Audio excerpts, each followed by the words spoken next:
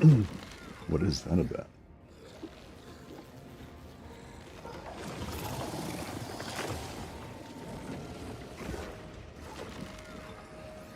Hey, welcome, ladies and gentlemen.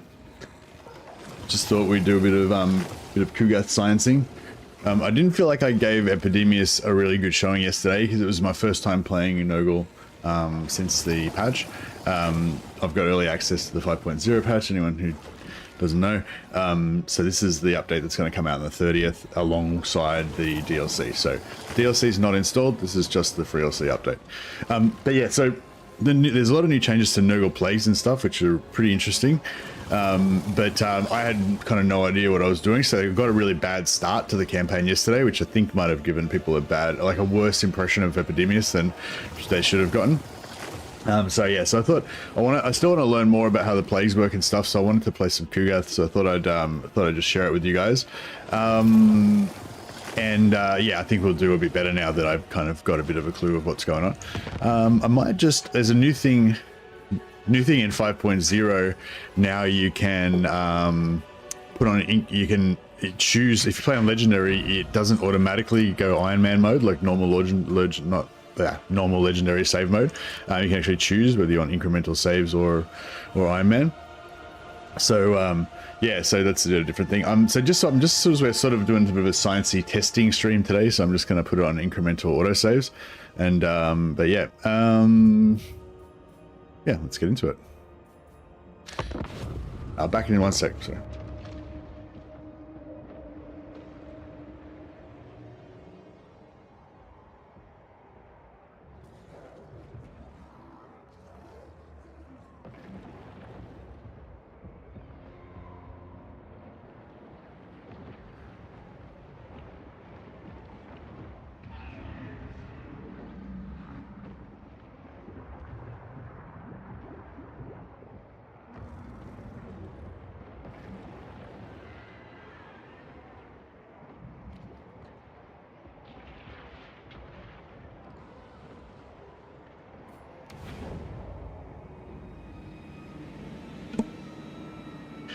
Yeah, I think the new Nurgle demon, greater demons are cool. Yeah, I love the great and clean ones, and I love Kugath because he's like a big boy. Epidemius was pretty cool though. I didn't mind Epidemius, but I got a really bad start to the campaign, and it made, in legendary especially, if you get a bad start, it can mean that, you know, it's really grindy, just trying to survive and trying to, like, you know, and that was pretty much what the whole stream was like. So yeah, but I think if I played Epidemius again now, I'd get a much better start. It'd be a different kettle of fish. So with Epidemius, so one thing, so you can't unlock your plagues until you've earned 200 infections. But there's a little cheese that I got taught where you can just build a building, and now we've got no infections, and then we cancel the building and we just earned 200 infections. So yeah, so we can just unlock the plague straight away on turn 1. Now the thing that's different about Kugath is that he gets extra ones of these blessed symptoms. So basically we can only start here, but once we've selected another symptom, next time we do a plague, like if I select these 3, next time I do a plague, we'll have the option to start from any of these 3. So we could start from here and go bang, bang, bang. And then if I do the next plague after that, I can start from here and go bang, bang, bang, you know, and you can eventually unlock all of the symptoms, so you can start wherever you want. But the different thing with Kugath is that he gets these these blessed symptoms. They just randomly spawn in different places, and I think every 3 turns or every 3 plagues they switch positions. They show up in different places, and I think if you use them, then it goes away. So I can use the blessed spawn now, and then it won't be there for my next plague, I think.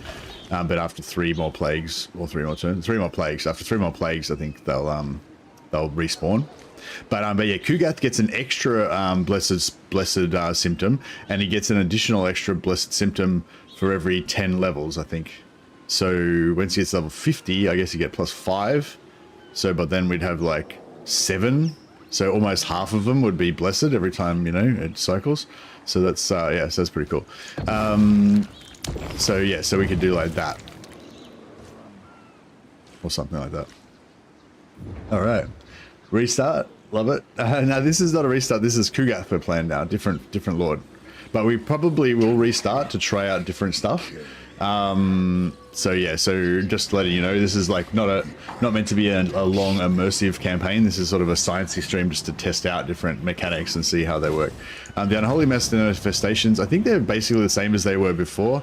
Casualty replenishment plus 20%. This one gives you 25% extra chance of plague spreading, which I think is actually kind of like, yeah, so the replenishment's really good. I'll show you that in a minute. If you're trying to, because when you recruit units as Nurgle, they come in damaged, so you need to like replenish them back up to full, so that can be pretty handy. Chance of plague spreading is pretty good if you're dropping like a really important plague in an area where there's a lot of spread potential. Growth plus 200. Yeah, you know, growth's good, whatever. Random plague we given to every settlement and army in this province upon completion. Yeah, I mean, that's cool, I guess, but it's like random plague, so I don't know how, you know, how good that is. But yeah, anyway, yeah, I don't know. I never was that impressed with these, but yeah, the first one was always sort of useful, and now this second one with the chance of plague spreading, that's actually pretty good, I think. But yeah, they're kind of boring. But yeah, this plague spreading one actually I think is a bit more relevant now that the plagues are more interesting. But yeah. Anyway, I was gonna just put it on easy to, so you can, if you want to auto resolve, if you just put the battle difficulty easy, AI stats doesn't matter, but just the battle difficulty easy, then you can just auto resolve through everything and it'll be super easy. I was going to do that just so we could smash through some of the game, but I kind of want to just enjoy this first battle and see what see if it feels different from the old battles. There's a keeper of secrets called Zara Kainal the Angel, firstborn daughter of Slanesh. She's a giant keeper who reopened the Chaos Rift by herself. Such a wasted character. Hey, Cynthia. That sounds pretty cool. Is performance better, like of the computer game? I don't know, maybe. I don't know. I've had some people say that they think it's better, and I had one person think they said it was better, and a couple other people say they thought that it was, I mean, worse, and a couple other people say they thought it was better, so I don't know. Save stuttering is gone. What's save stuttering? When, I mean, it still freeze, like if you save the game, it'll still, you know, freeze for a moment while it saves. Kugath, Oh, this is, sorry, if you missed the start of the stream, I've not got this on Iron Man. We've got this on incremental saves, so it's going to auto-save automatically at the end of every turn. Hopefully I'll not forget that.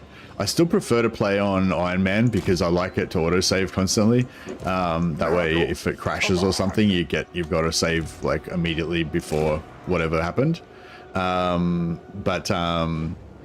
But yeah, we've got incremental saves on this one, so it's not gonna. So we're not gonna have any of that save pausing before you go into battles and after you come out of battles and stuff like that. I don't really mind it because it just seems normal to me. But yeah. All right, I want to get a nice angle so I can use my Kugath artillery. But I'm a bit worried that they're gonna come. They're just gonna bum rush for me.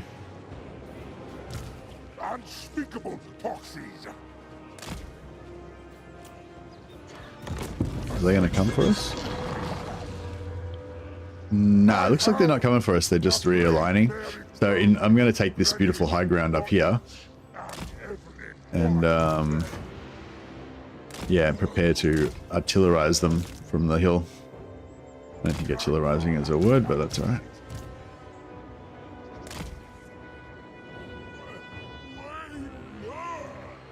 Be better if incremental saves was for every action like Iron Man. I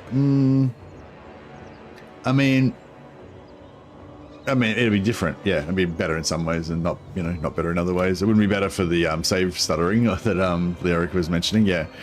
Yeah, I mean, it is really annoying sometimes. Like one of the problems with Iron Man, or Legendary as it is now, but it's once after the patch it'll be Iron Man, is that yeah, every time you go into a battle, it like sort of pauses while it saves, and if you yeah, exactly, after every action you get a little game save every time you initiate a battle, or every time you leave a battle, and at the start of every turn, and at the end of every turn, it saves. So there's like, you know, there's lots of saves. just overriding the same save all the time because it's Iron Man. But which I prefer that. But yeah, that save stuttering or that little pausing that you get to do.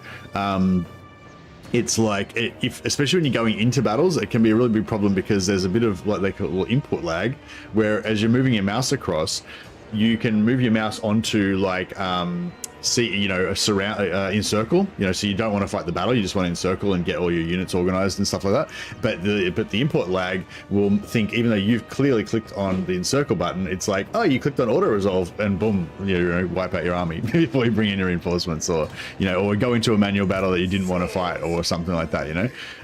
So the input lag thing can be really annoying. I've been screwed over by it many times. But still, I think I prefer to play with Iron Man on. Maybe it's just because it feels comfortable to me, because it's normal, like it's my normal way of playing, or I don't know. I think also, yeah, I think it's for the safety factor, that if I do get a crash, then I know it's going to be saved immediately before. And it's also, if I was not playing online, just to, a bit of extra, like, avoiding save scumming, Like if you're prone to wanting to save scum, if you've got legendary on, then at least you can, unless you really go out of your way, you can, by backing up your saves and stuff, you can only, save scum back to that last one action, and try and fight that battle again, or whatever. Whereas if you've got all these incremental saves, then sometimes you kind of get a bit lost in this world of like, oh no, this happened. Okay, I'll go back to this save, and then, oh no, but I still don't like that. So now I'll go back to this other save, and then, oh, actually, no, that's no good. I'll go to this other slave, and then it's like, oh no, maybe the one that I already did before was actually better. I just need to fight the battle, And you just get lost in this fucking world of save scumming, And so yeah, I feel like the Iron Man sort of avoids that, All right, the big guns are ready. I'm using SSD, Rob Edison. There's one of the new type of SSDs that came out a while ago. They're like sort of super fast ones that you screw in directly into your motherboard. They're like these little chip type ones. Yeah, M.2. Yeah. Seems really good. I don't really understand the specs and stuff, but apparently it's way faster than the old type of SSDs. So yeah, one thing with Epidemius, I was like definitely not enjoying all the demonic units in the early game, because demons melt and die. But I think with Kugath and his Nurglings especially, they're super tough with Kugath, so I think I'm not gonna mind having Nurglings with Kugath. But I do generally kind of favor mortal units, because I hate units melting when they get low on morale. Bit of he did a bit of damage. That was, even though it just hit right in the corner of them, just hit right in the corner, it still did a bit of a chunk. Are they good changes to other races like Tomb Kings or Ogres? I assume not, but I don't know. I assume they would have put all of their energies into just the main factions. The fast technology is called MVME. And they can also slot into your PCI slot. Oh, okay. Thanks for that main output. So the M.2 is the slot type when you screw it into your motherboard. The fast technology for the new solid state drives is called MVME. And you can also get normal PCI slot ones that plug in like a normal hard drive. Yeah, Kugath's missile damage is pretty good. We should probably send our fast flyers to distract them so we don't fight their whole army at once. We'll send in the plague bearers to be our missile weapon tanks to like tank the damage from the missiles. Unfortunately, we don't have any spells yet. Yes. It's really out of range. What the hell?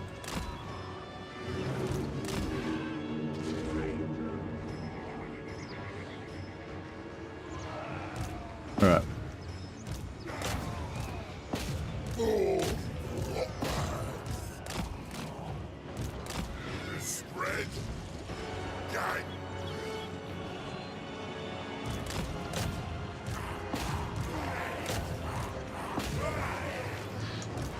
hopefully we annihilate that pretty fast.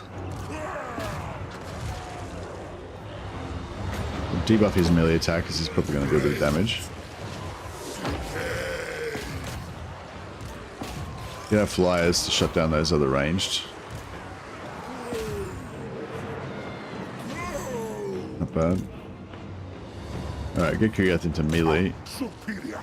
Melee. Toads are doing a pretty good job annihilating those guys. Oh, we do have actually magic. Oh, we've been using that the whole time. Debuff this guy's melee again.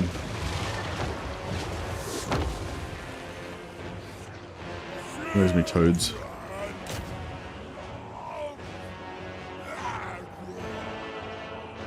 Can you say Legendary is more difficult in Warhammer 2? Yeah, I mean, I don't really care about Warhammer 2 anymore. Like, Warhammer 2 was, like, an awesome game, don't get me wrong, but it's like, you know, it's Warhammer 3 now, you know? I don't really think about Warhammer 2 anymore.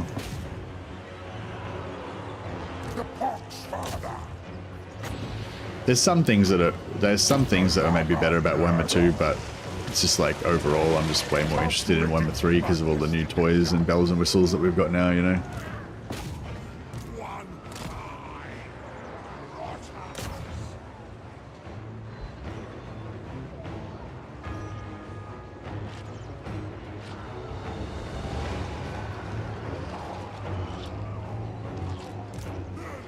Yeah, the hardness factor isn't really the main factor for me, like for my enjoyment.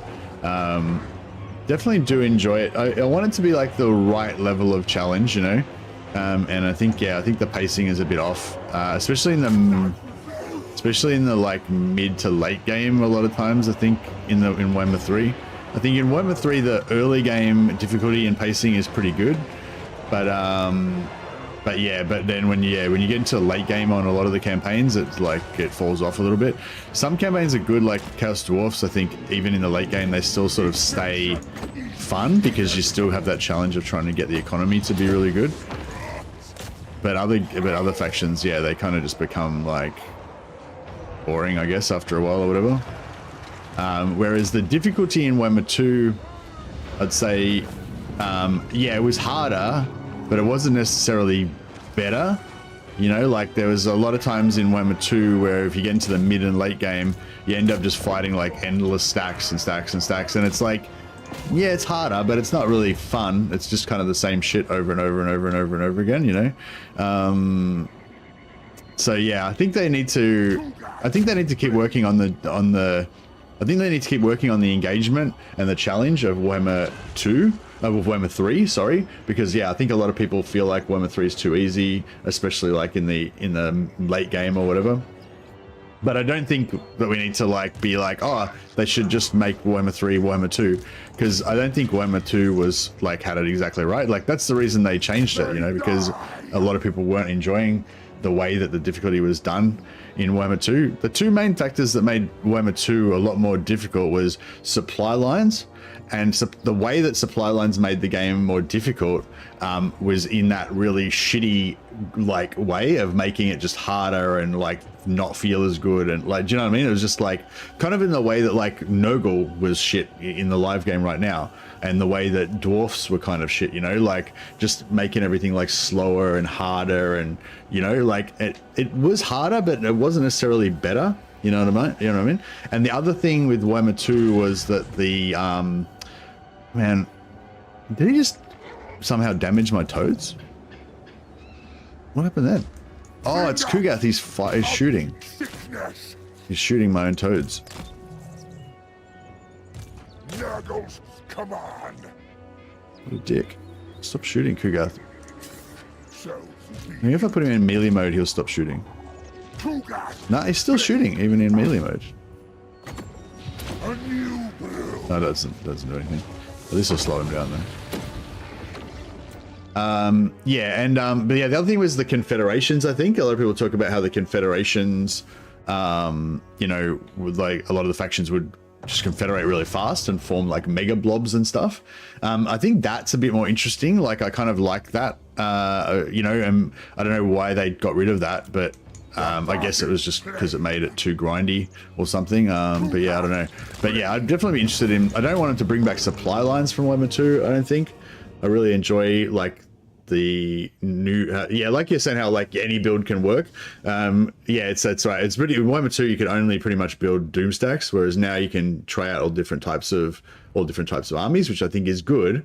But it's like you can try out all in a lot of situations. You feel like, oh, I can try out all these different sort of armies, but it doesn't really matter which one I use because I can win easily with any of them, you know. So that's a lot of the not good part, you know. So yeah, I think like when and where, I don't think it's like a blanket thing. Like they just need to make everything just harder, artificially harder. I think they need to like. Yeah, I think it needs to be more nuanced, and you know, I think they need to go along and change things here, and like specific things with a specific mission in mind to make certain things better or whatever, you know. But yeah, but yeah, I don't know. Anyway, so hopefully that answers the question.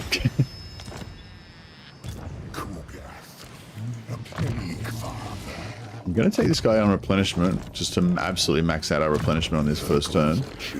Yeah. This will infect. Now we could do an infection. One thing I wanted to know. Well, I guess we'll test it out later. But has anyone noticed from any other games or any other streams that you've seen or whatever, if you infect an army and then you occupy a settlement, does it infect the settlement? I don't think it does it? I think it'd be a good Empire general.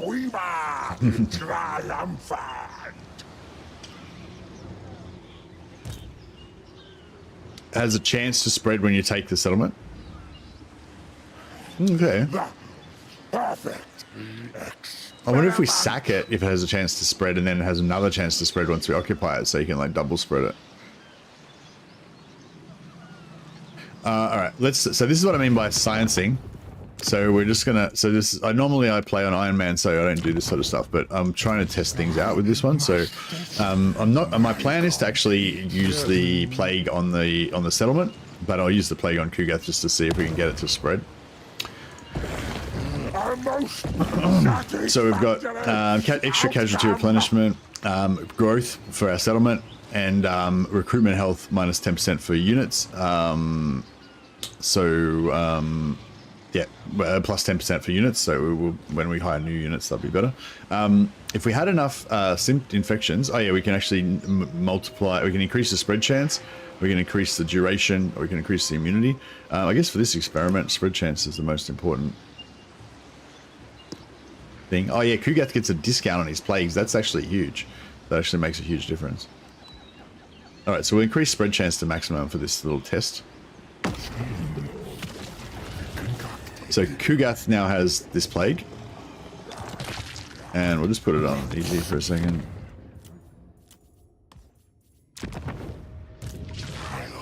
And actually, maybe I'll just play up.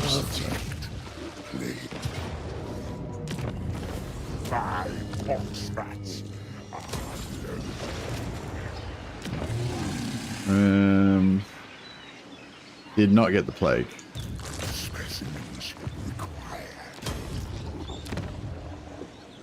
Did not get the plague. You used to be able to trade troops with another army to get infections. Let's see if that still works. Yep.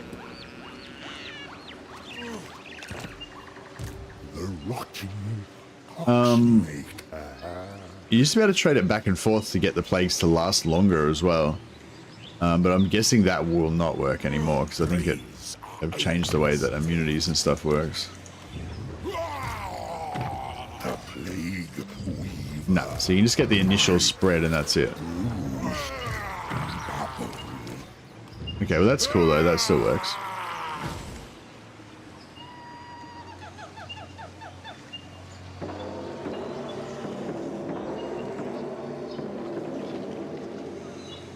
So you reckon that has a chance to spread when you, reckon it has a chance to spread when you occupy the settlement immediately? I don't know, I don't know, I think it seems like it, well, I didn't, but I mean, we only had a 50-50 chance. I can try and see if we can get a different, I can try and see if we can get a different seed.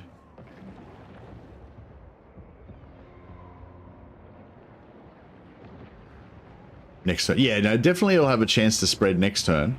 But I'm just trying to figure out if you can get any chance for instant spread, because if you can get instant spread, then that means you can potentially cheese it outside of the normal way that it wants to do it in the game.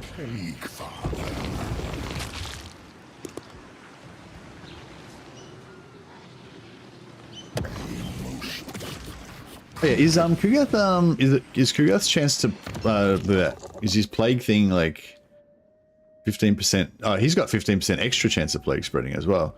I wonder if that's, yeah, I don't get with the plague spreading. Is that plague spreading to him or plague spreading from him? Because Lord's army minus 25% plague, so it's best cheaper to put the plagues on him. So yeah, especially with him, if we can figure out a way to spread the plagues well, like more effectively, then that will be good because it's cheaper to put the plagues on him. But yeah, if you look at settlements, each settlement has like a additive chance against plague infection. A positive value means the target is more likely to be infected. So that's like it's the chance to spread to the target. So that's sort of why I was thinking, like, since everything's got like this like chance to spread to the target. Yeah, I wonder if they've changed it so that spread chance means 2, but maybe I don't know, maybe the spread chance on him is different from the spread chance on them or whatever. So yeah, we'll try and change the seed by getting like an alliance or something.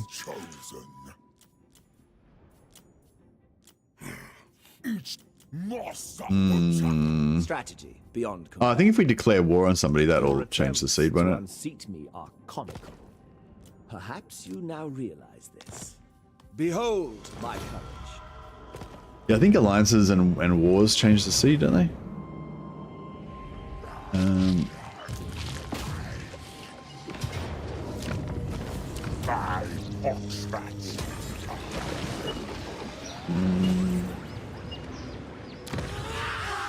No, I didn't spread it. I must test my contagion. No. Okay, I don't know. Yeah, it seems like there's no chance to spread instantly. We'll just try one more time. I'm not 100% sure the seed's changing when I'm doing the war, but I think it is.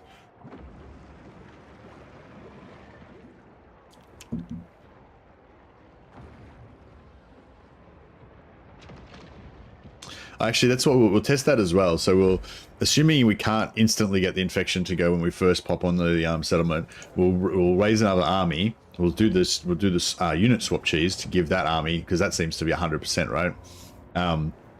Give it to the other army, and then we'll have 2 armies sitting here. So hopefully they'll have a better chance to spread to the settlement.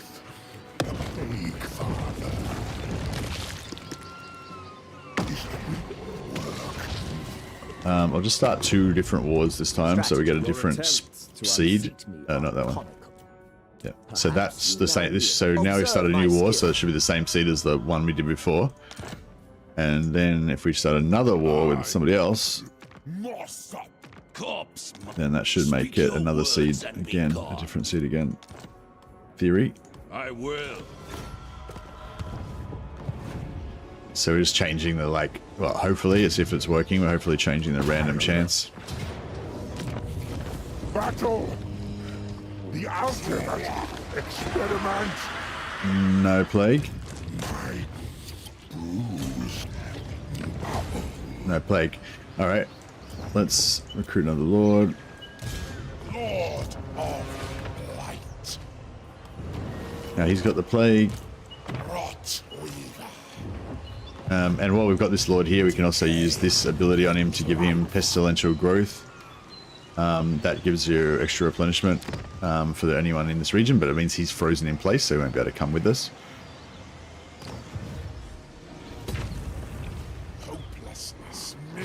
And now, because we've got this plague, the plague actually gives us new recruits have higher health. Submit. And we've got massive replenishment, so they're going to be replenished in like 1 turn. Join the grandest experiment. And this is not going to be up in time, but I'm just going to put, I might just put growth for now.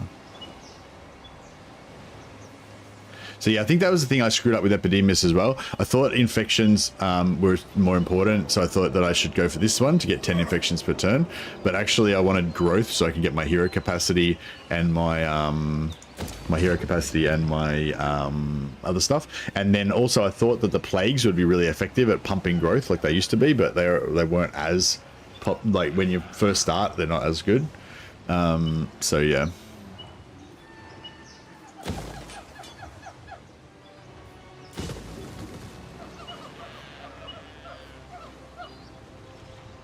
That's plus 20.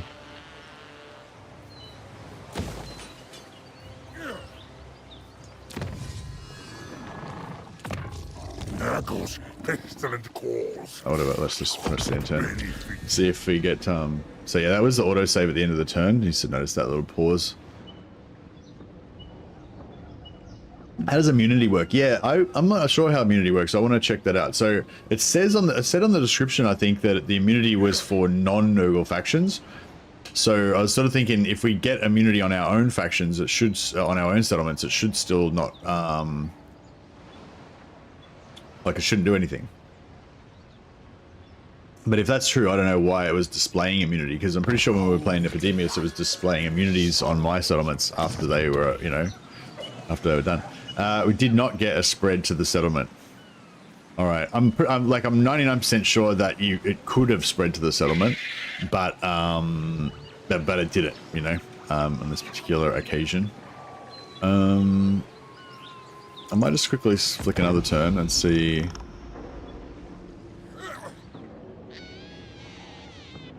If we can get it to at least spread before it runs out. It should last for 3 turns, so. Epidemius is, yeah, Epidemius is different from Kugath because Epidemius has got this little bar up the top, and basically the bar up the top fills up the more the more non-Nurgle factions currently have plagues on them. Still hasn't spread. Yeah, okay, so that's basically what I wanted to find out, whether it was reliable. Because it was a reliable method of spreading to settlements by just having your armies sitting there. Yeah,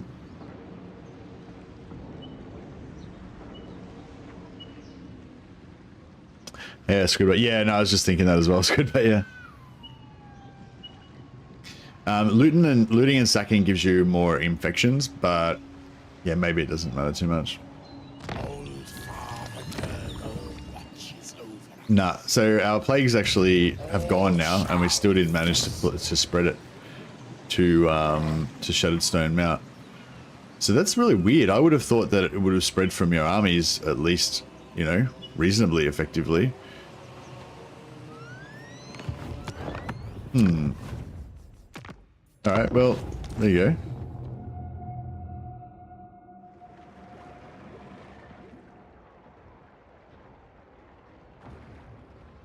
So plague spread from armies to settlements, at least own settlements, seems bad, unreliable. We'll keep a note of that in future. But yeah, because Kugath's bonus is that he gets cheaper plagues when you put them on Kugath, but if we can't spread them to anyone, then there's not much point in putting them on Kugath, you know.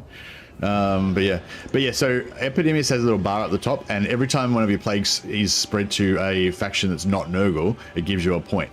But if a plague runs out and expires, you lose that point again.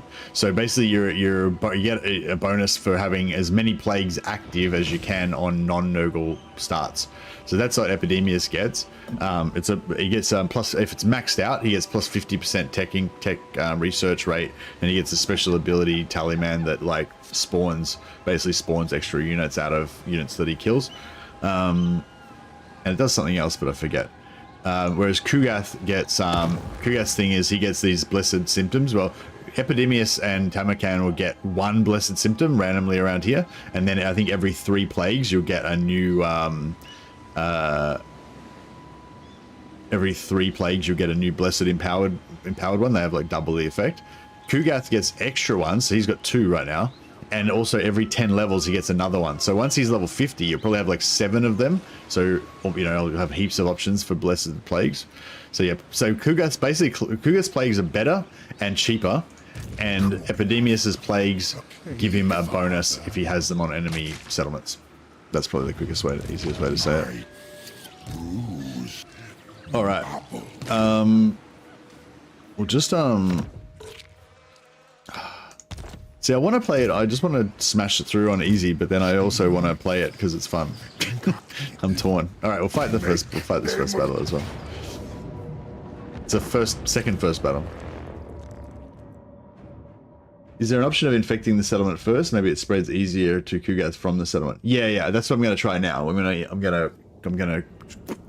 gonna plague the settlement instead of Kugath, because the other thing I wanted to check out was with the old game, like the current live game, apparently the plagues can't spread over water. So Kugath's starting region is totally screwed because they're all islands. So basically, anytime you try and use a plague on your settlement, it can't spread anywhere. So basically, Kugath's like completely fucking, you know, it's like his start position is like the worst possible place. It totally disables all of the cool plague action of Kugath, you know.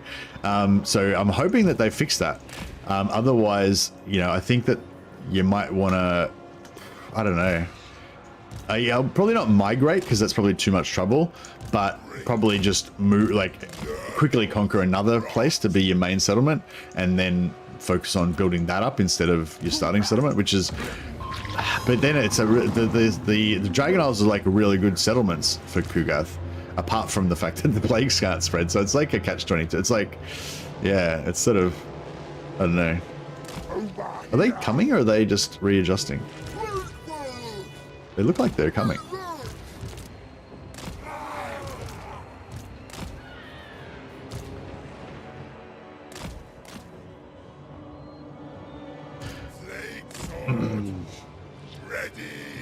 Do you know what the base spread chance of a plague is? Yeah, it tells you on the plague. You know, yeah, it tells you when you go into. Oh, look at that direct hit.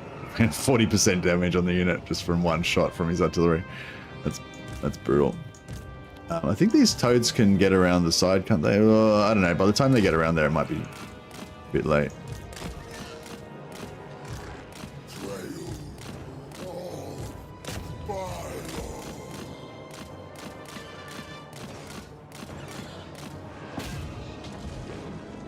Just trying to make them rout by shooting. Oh shit.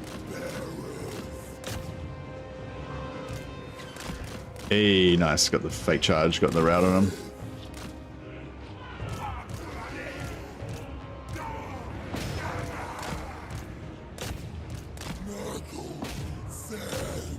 The charge downhill.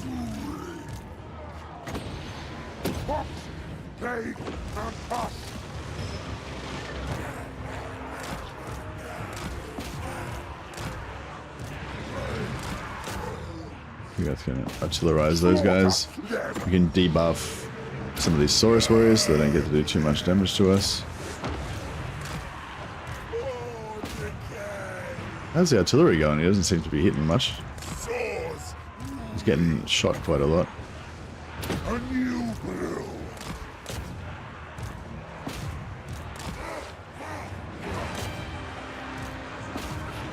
Might just get him into melee. Get him into the melee.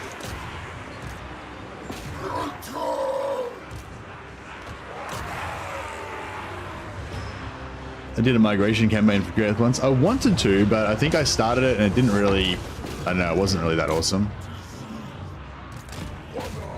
as I recall. It sort of just took too long to get there, and you know, it was too much of a disadvantage of missing out, because migration campaigns work really well with really powerful, dynamic factions, especially if they get a lot of money from looting. Like Dark Elves. Like Dark Elves are a great migration faction, you know, like they lose almost nothing from migrating. Whereas old Nurgle especially, like they're really slow to get going. They're kind of like dwarfs, you know, like dwarf migration isn't that awesome either because they take a long time to get going, although they're a lot faster in the new patch. So dwarf migration is probably a lot more viable now.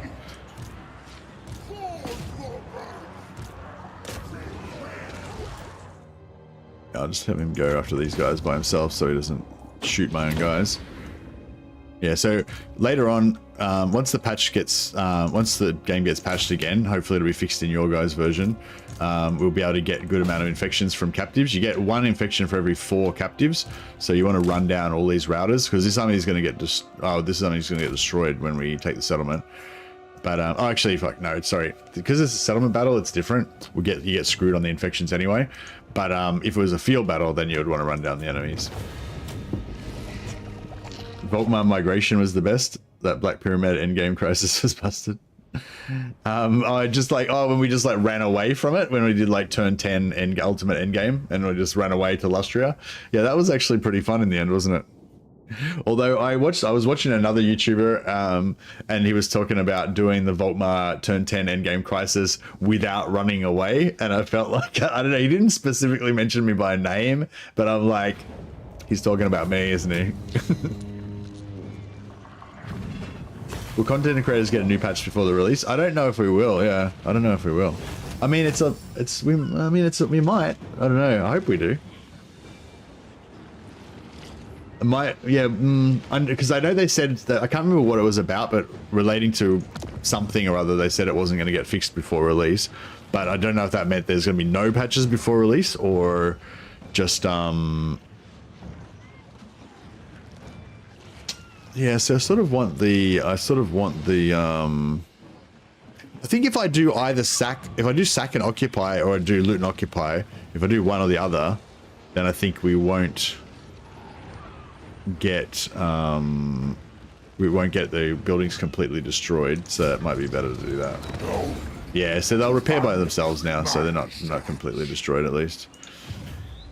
I was going to try to get a rebellion.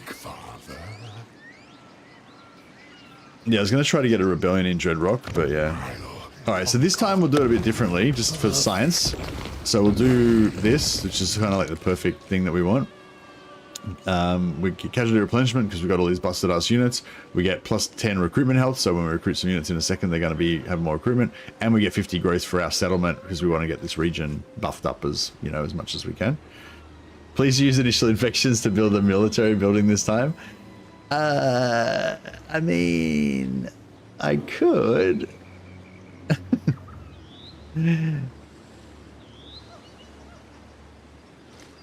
But I want to test out the plagues.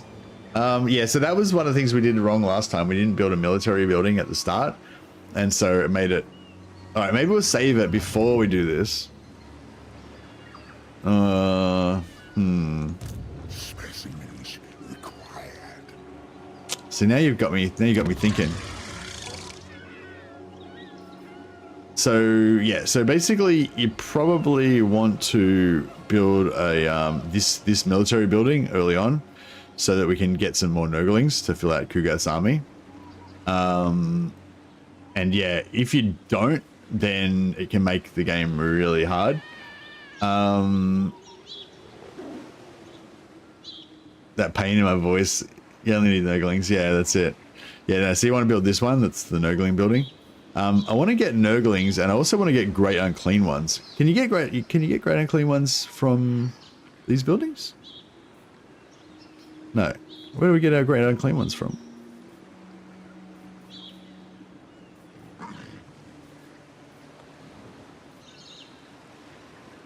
Oh, do we need a major settlement to build like a purple building or something? Capital, Australia. Major settlements. Yeah, that's all right. All right. Okay. Fuck it. All right. I wanted to test the. So yeah. So what we could have done here is put this mad plague on that I just designed, and that would be like the perfect plague that we need. It's like growth for our settlements, plus replenishment for our army that's busted currently, and also recruitment health for all units, so they just come in with more health. But you're right. I don't actually really need it. We can recruit them. We can recruit them without the extra health. So they're a bit more busted, but then we can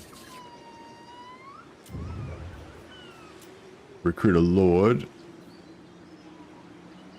Well, scaled skin's pretty nice. Missile resistance, especially when you get someone who's flying mount. Decay. And then we can, yeah, so because we've got all this replenishment that we want to get, we can put pestilential growth on this guy.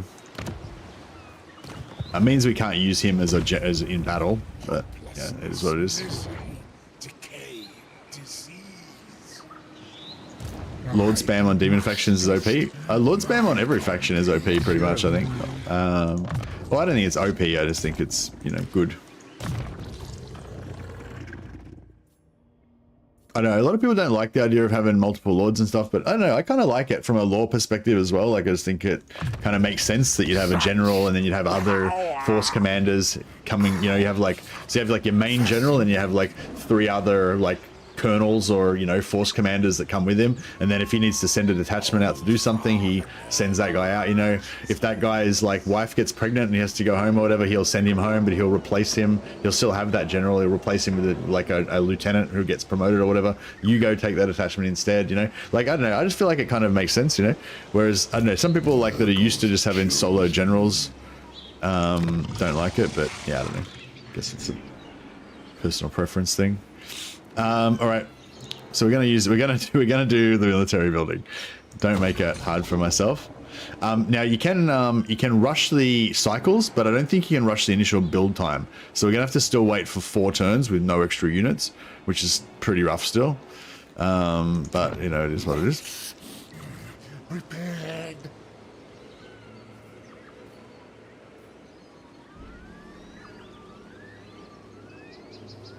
I might actually repair this one.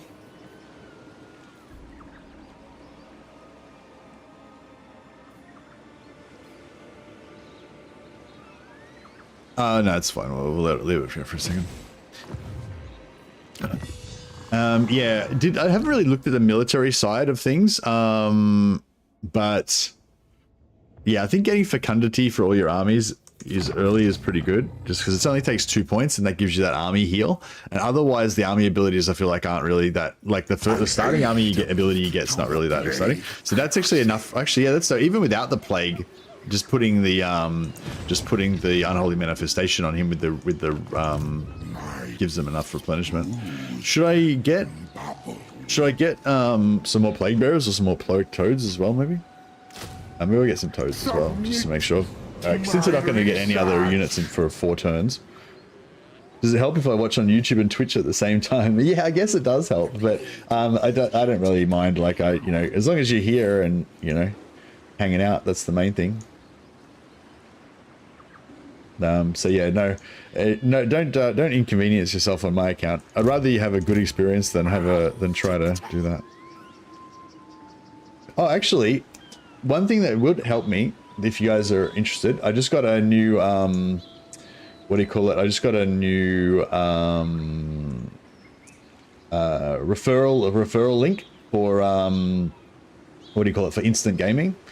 So the link is in the description down below. Yeah, so basically it's like, if you don't know about referral links, it's like if you buy a game from the website and you buy it through my referral link, then I get a couple of dollars from it. So yeah, can I show on screen? Yeah. So this is Instant Gaming. It's a legitimate gaming website. This is the same company that Legend of Total War used to be affiliated with.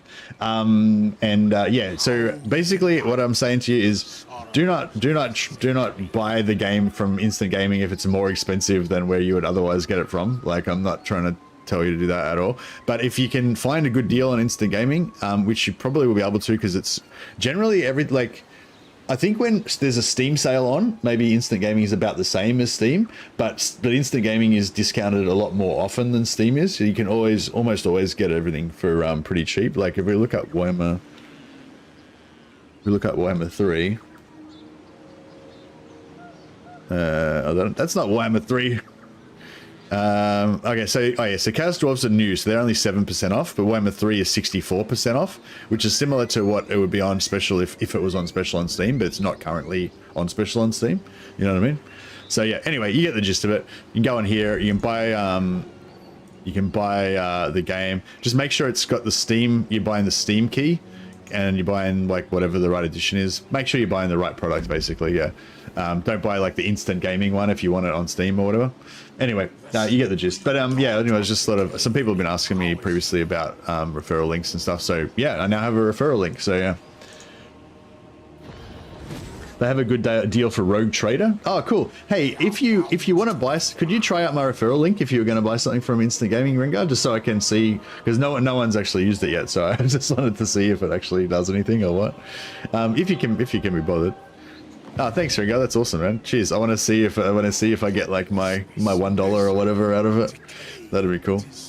But anyway, yeah, that's just a new thing. Bit of channel news. Referral link works for all games. Yeah, if you just go to my referral link in the description down below, it should I think if you buy a game through that session, I don't really know how it works actually. But yeah, I think if you just go through my referral link, and then the referral link's not for Warhammer, it's just for Instant Gaming. You just go through there to the Instant Gaming thing. But I'll copy it into chat if it's gonna encourage people to try it out. Sorry, I'm not trying to like flog this super hard or anything. I just wanted to like, I don't know, just wanted to throw it out there. I basically just want somebody to try it so I can see if it works. But yeah, that's my referral link if anyone wants to buy something from Instant Gaming to try it out and show me it. What's your opinion on the Fire Emblem style games? I don't really know them. I've heard of them. I remember checking them out. I remember reading that they were good, and then going and checking them out and thinking, oh no, that doesn't look good or whatever. The URL at the top specifically says Mercy the Mad, so make sure it says that before you buy. Yeah. Does the URL say Mercy the Mad at the top in the address bar? Then that'll be the right one. Yeah, anyway, so just to reiterate, I'm not trying to say go out and buy stuff from there so that I can make money. I'm saying if you can find a better deal on there from wherever you were going to buy it on, then go and check out Instant Gaming. And if you want to use my referral link, then that's awesome as well. Anyway, I'm going to stop flogging Instant Gaming now. But yeah, I do like, I found myself constantly referring people to Instant Gaming to get deals like on Mordheim and stuff, and so I thought, oh shit, they may as well give, since I'm fucking pointing everybody to their store constantly, I may as well try and get $1 or $2 out of it.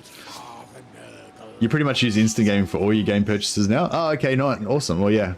Well, anyway, all right. Anyway, thanks guys. That's enough. That's enough of me flogging shit. The Plague Weaver. All right, so I think we're good. We've got the maximum amount of stuff. We're not going to go broke, at least not this turn. And we can get some repairs, free repairs on one of our buildings there, hopefully. Total Warhammer 1, 2, and 3 for $17 is pretty good. Oh yeah, somebody told me. I didn't even know about that. There's like a triple pack. What's it called? A trilogy pack or something? Where you can buy Warhammer 1, 2, and 3 for really cheap. I think somebody else was from a different country or whatever, and it was like $22. It was basically the same price as basically the same price as just buying Warhammer 3 by itself. But yeah, that's what, like, basically if a new player is getting into the game, I'd say just buy Warhammer 3 for starters, see if you like it, and then look into the other DLC. But if they want to buy something more than Warhammer 3, that's pretty much what I would suggest they buy. Buy Warhammer 3 and buy Warhammer 1 and Warhammer 2, because that'll give you the most races, you know? That'll instantly give you like 20 different races that you can try out, you know? And then if you want to get DLC on top of that, you can. But especially if you can get 1, 2, and 3 for the same price as Warhammer 3, like, fucking, yeah, snap it up. Anyone know what later this spring is supposed to mean? I don't get what you, like, which of the 3 words is you're having trouble with? Yeah, no, I don't know. But no, I guess it just means later this spring. I don't know. What do you, yeah. The rotting. So we're already fully replenished. I was expecting we might have to get replenished over multiple turns, but apparently we're good. All right, let's oh yeah. So with demon factions, if your wins are down low, We are bound to the fly. wait up, aren't we supposed to have like?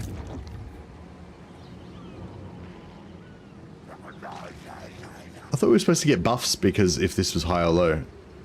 No, maybe not. Whatever. All right, we'll cruise over here. So we're at 38. We spread disease. We could rebel. Perfect. Does rebellion give you? Rebellion should give you raiding should give you infections, I reckon.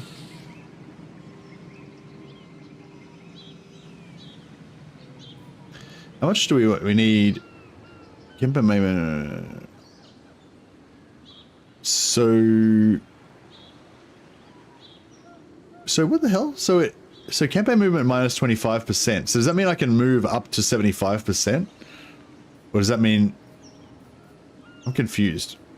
It says like campaign movement range penalty of 50%, campaign movement minus 25%. Oh, so that means it takes 50% to initially go into camp stands, but once you're in camp stands, you can move around with only 25% reduced. That's pretty cool.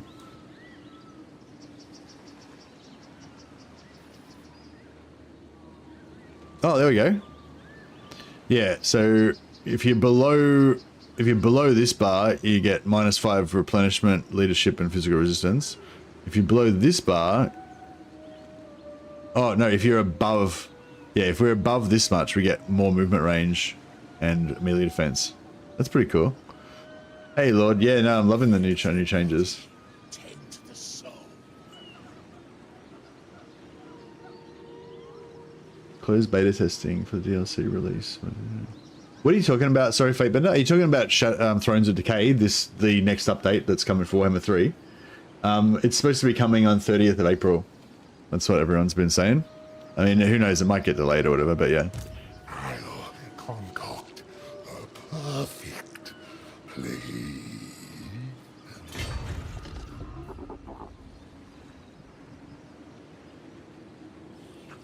I miss my lab, my specimens. Steam concocted, my rots spread.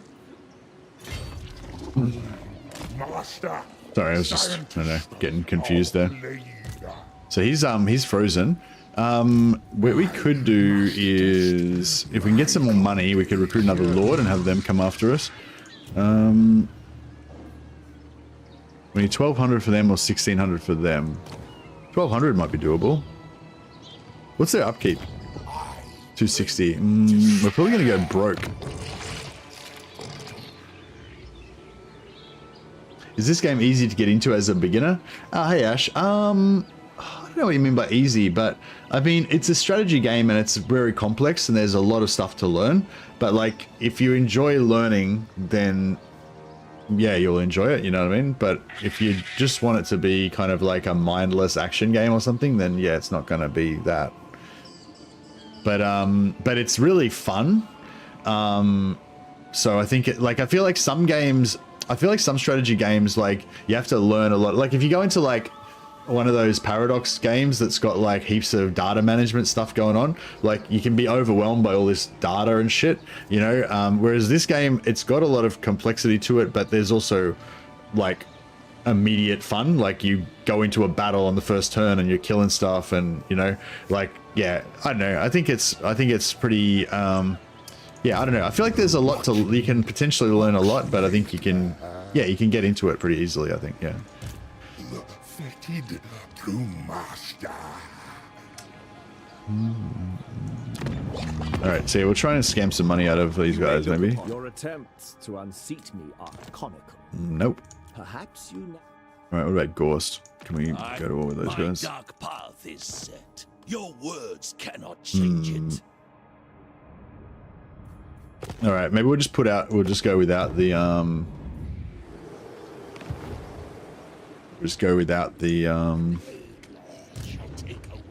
extra lord, because we can't really afford it. I kind of wish I had have taken the extra lord instead of those extra plague toads, but because those plague toads, in a few turns, those plague toads are going to be dead, whereas the extra lord might still be leveling up, you know. But you know, it is what it is.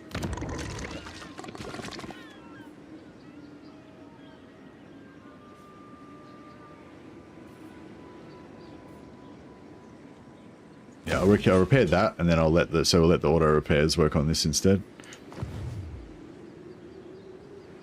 Health is a finite Wait, so that'll be 38, 40, 50.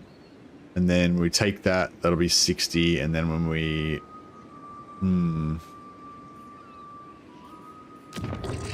I want to get a rebellion, but I don't want to... Like, I want to get a rebellion, like, as soon as we take this. But I think the only way to do that would have been to not be inside of Shadowstone Island. Maybe that would have worked. I don't know if that would have helped or not.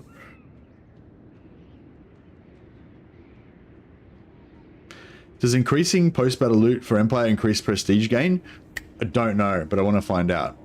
That's a very important question, Amadeus. Yeah, no, we've already clocked that question, needs to be answered, but we don't know the answer yet. I think that we'll be able to test it pretty easily once we get around to it, because I think there's followers that you can get. Oh, actually, I don't know. Does Empire have a follower that? Yeah. So for anyone joining late, by the way, this is like a sciencey sort of a stream. I'm just playing for a couple of hours, just going to try and just testing stuff out. So it's not going to be as, you know, immersive as a proper campaign stream.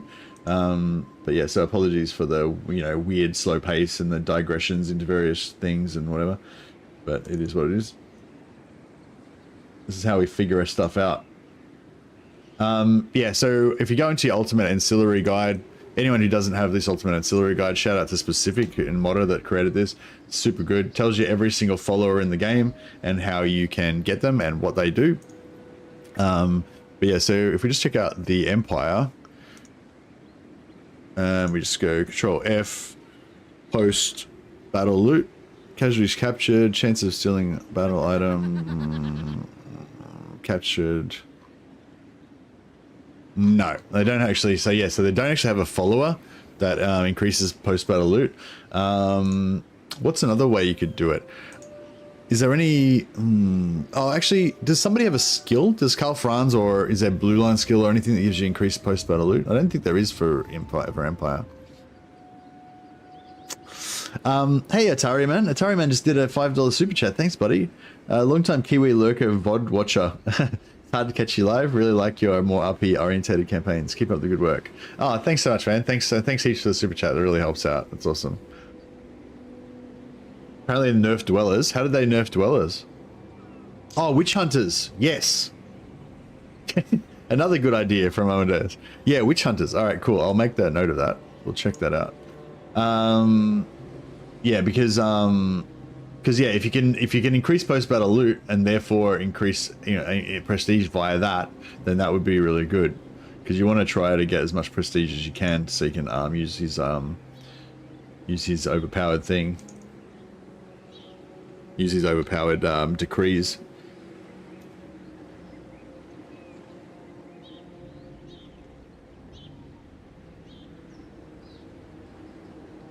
Alright, we'll have to try and test that out when we go back to our Empire campaign.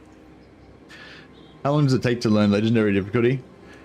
I don't think you need to play on Legendary difficulty, Ash. Like, I wouldn't recommend playing on Legendary difficulty. Sort of like we were talking about before with difficulty levels, like well, it depends what you're about, I guess, but for me, like, it's about enjoyment, and like for me, like, the ideal amount of difficulty is somewhere between, it's too easy so you feel like nothing matters, that's shit, you want it to be harder than that, right? And too hard where you're constantly losing all the time so you don't get to actually experience much of the game, that's too hard. So you want to have it like somewhere in between there, you know. So it's, yeah, so if I was you, I would start off on normal and then just like play the game, enjoy it and stuff, and then if you feel like it's too easy, then go up to hard, you know, and if that feels too easy, go up to very hard or whatever, you know. But yeah, I mean, if you want to learn, if you just don't care about anything apart from learning Legendary, then I guess just play on Legendary straight away and you'll learn Legendary. But it might not be the most enjoyable experience if you were trying to have fun. I'll concoct a perfect play. Nurgle's chosen. So 50 minus 9, yeah. So if we if we loot this, has he still got his growth? No, he doesn't have his thing on now. So I can either join him to the battle, or we could put him into raid stance in order to get a rebellion, maybe. I might just put this on. Ah, fuck it, let's fight another battle. Battles are fun. I'll dissect. Dissolve.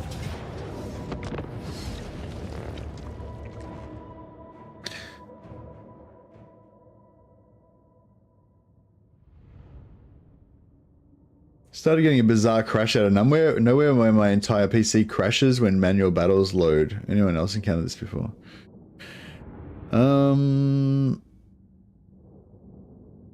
It was my idea because you watched my stream. Oh, okay. You've just seen if I'd figured it out yet. No, I haven't played. I've been trying to sort of dibble or dabble in a little bit of everything, to check out all the different factions. But yeah, I have to. That's definitely the question to get to answer when we go back to the Empire one.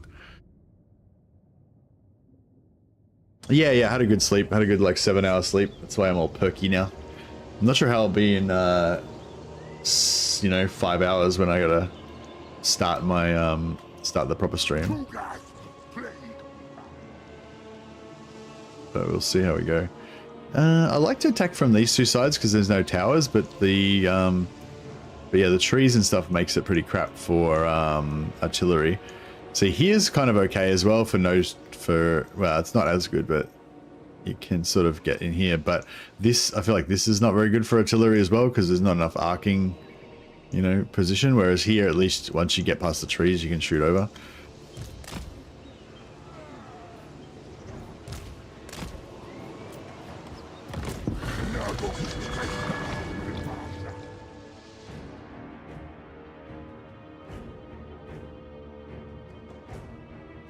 I feel like if your entire PC is crashing, then it's maybe like a PC problem. Actually, yeah, no, that's not enough information really to know, is it? But yeah, could it be like your hard drive or something? Like your hard drive or your like power supply or something like that? Actually, I should just shut up. I don't have no idea what I'm talking about.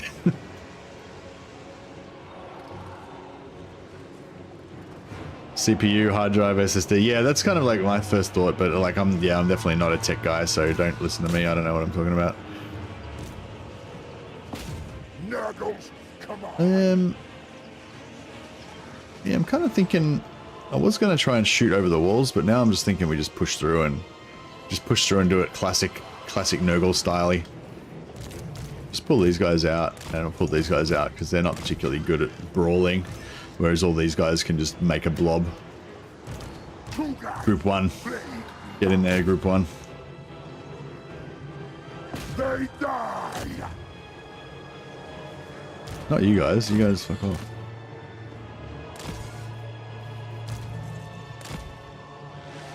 Not sure why Kugath won't go in there. Spreading infection. Plague Weaver. Moving.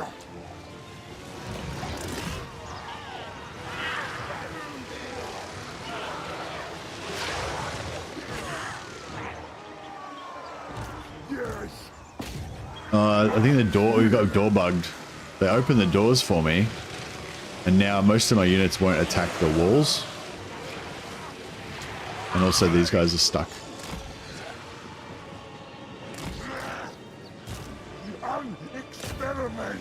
Yeah, I've got door bugged. So the doors are like open. Oh, here we go. Now we can attack it. That was weird. The door bug was like trapping my flyers somehow. I don't really know how that could even happen, but...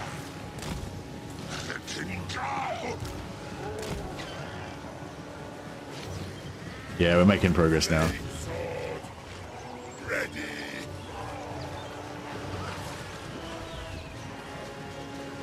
Oh, if I missed one of your questions, and then you can just write at Mercy the Mad. If you just type exactly at Mercy the Mad at the start of your comment, it makes a big orange thing pop up. If you got any questions for me. What units do you like to aim for with Nurgle? Don't feel like any of them are good except for the Great Unclean One. Hey, John. If I'm playing as Kugath, you pretty much just want all Nurglings at the start. Maybe even after that.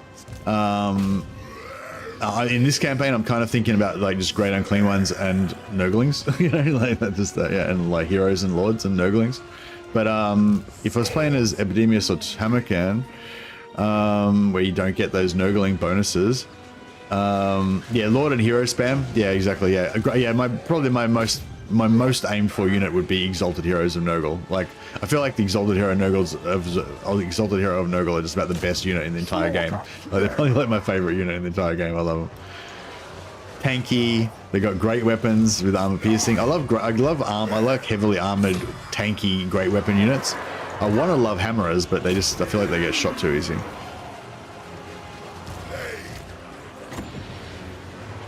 And all the healing and the armor debuff and like just everything.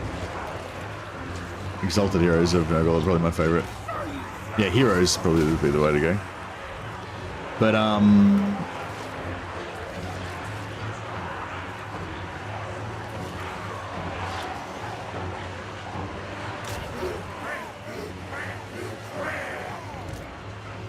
yeah, tech support always asks for the logs, because if they ask for the logs and you don't provide the logs, then they don't have to do anything. This is something I've learned about tech support from places that I've worked.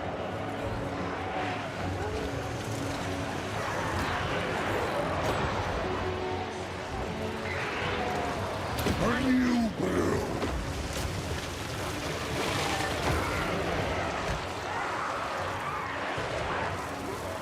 Kugath, plague weaver. I'm gonna put these guys over here.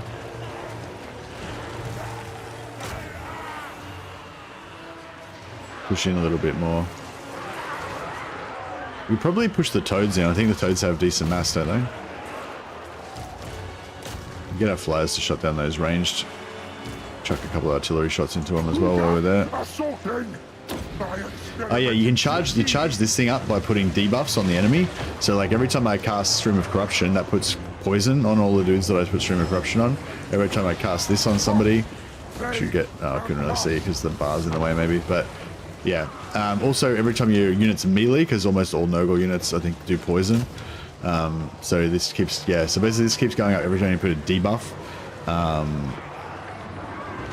Generally based on the number of enemy units debilitated by sources such as spells, abilities, contact phase effects such as poison. So yeah, it's pretty cool.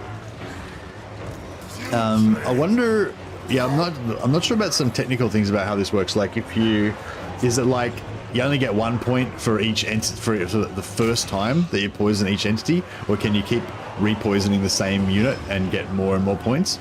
I'm not sure about that.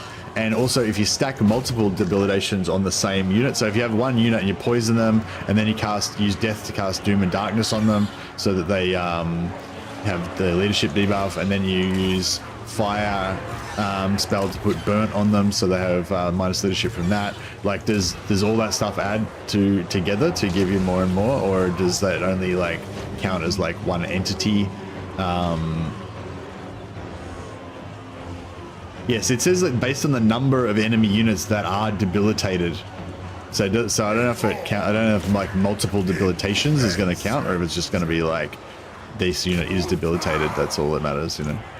It is done. Pebcac problem exists between chair and computer. Yeah.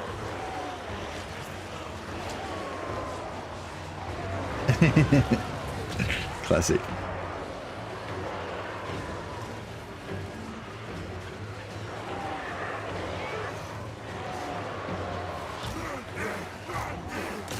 But yeah, it's like, I don't know, it's like when if you're in IT and like somebody comes to you and says, oh, I've got a problem or whatever, and like they don't have any logs or screenshots or anything, and they're just telling you some rambling story about some shit, you know what I mean? Like, and you've got like 10 million other things to do, you know, it's like, yeah.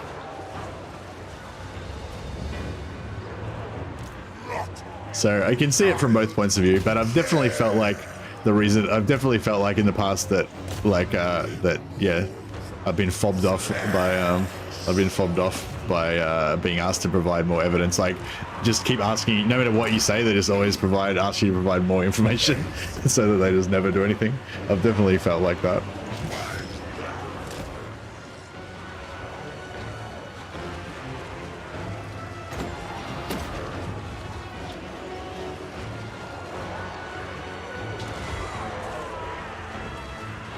Most of the idea, most of the time you have a vague idea, yeah.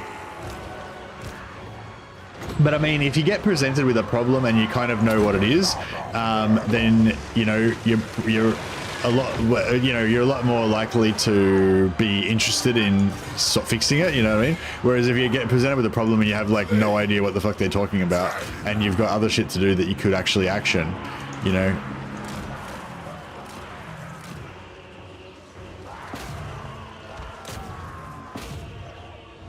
All right, this situation is looking pretty good. Got a few little units over there we can deal with, but no problem. Get our toads out here killing stuff. Yeah, so the infections that you get from the settlements is not based on captives, unfortunately, so killing all these dudes doesn't really help us too much. But yeah, it seems to be based on the amount of buildings, kind of like how when you sack stuff, if there's lots of buildings, you get more money. I think the instant post-battle infections is also based on that same sort of calculation.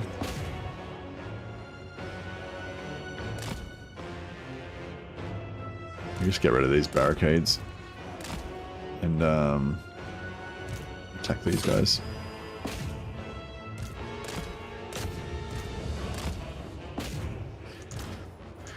We'll afflict them with that.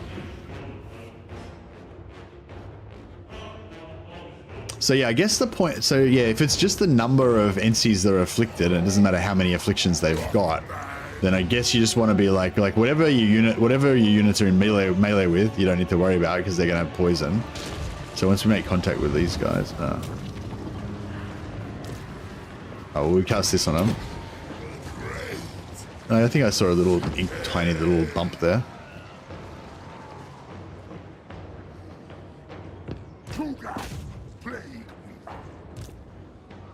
Kugath has poison on his missiles as well.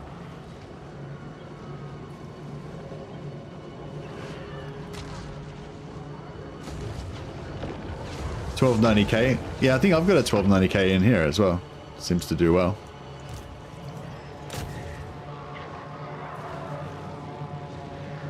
Yeah, 1290ks were kind of like top of the range a few years ago, weren't they? But now they're not, probably, anymore.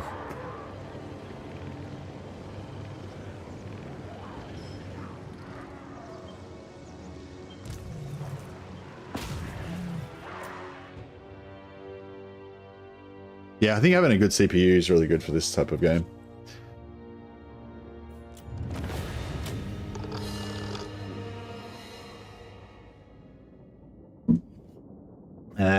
Yeah, I think that gate bug screwed my Chaos Furies. It was nice that the plague drones got really low on health, but they didn't. They only lost one entity, so they did all right.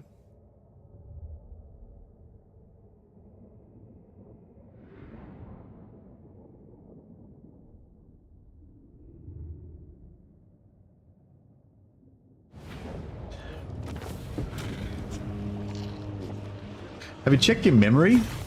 I sometimes get problems with memory, like with random stuff where it's like your memory. Actually, nah, not like that. It's more like probably more like a freeze thing, not like a shutdown crashed.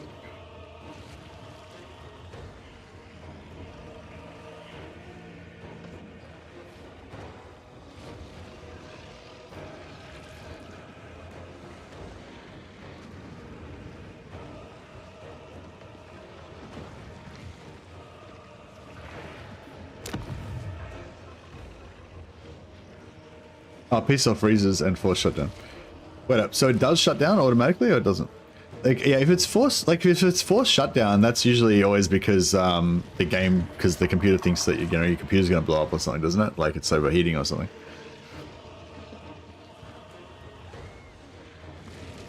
If it's a memory issue, it'd be noticeable with everything, not just one game. No, I mean not memory. I mean storage. Like your SSD's got bad sectors or whatever.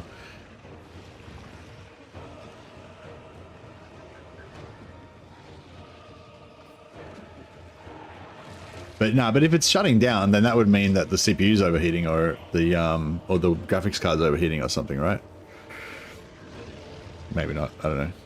Still running, just cuts to black, forced to manual shut. Oh, okay. All three of those. Yeah. Well, yeah. For the freezing thing, I feel like I've had freezing things when I've had like dodgy drives. But I don't know. Yeah, so I want to loot and occupy. I'm hoping we're going to get a rebellion. I don't think we're going to be able to, though. My research.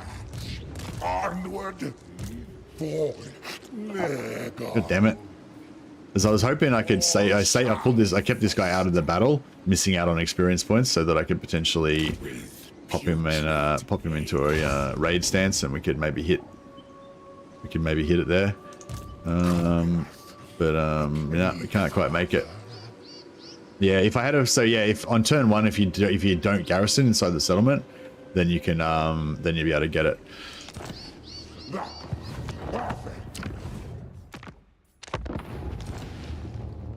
Is there smoke coming out of the back of it? Yeah. I'm just gonna redo that turn but on I'm gonna auto resolve it on easy so we can get back to the same place, but with a slightly more optimized start.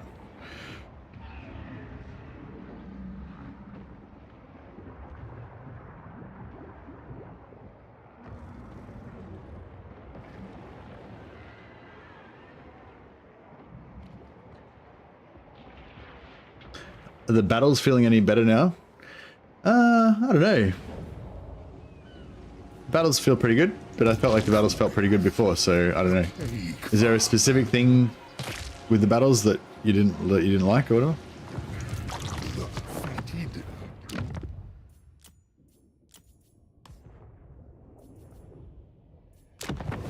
I mean, the battles are a shitload better than they were when Warhammer 3 launched. It was terrible back then. The battles are good now, though. I thought. Grandfather loves us all. So sacking won't help us with the rebellion, but loot and occupy will. They buffed some units. Yeah, they would have changed heaps of units, I imagine. Get our Nurgling production going. The rotting oxmaker. Get our beast, and I'm not going to get those toads. We don't need them. Join the grandest. And we're going to sit outside the settlement so that we don't get as much.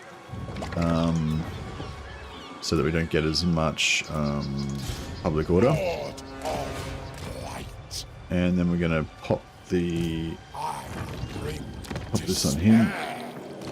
So we get more replenishment, and then, we didn't quite get maxed out because we're not in the settlement, but that's alright. This guy is trying to get his spells unlocked. Kugath is trying to get extra experience so his Nurglings don't melt. Yes, this will aid my studies.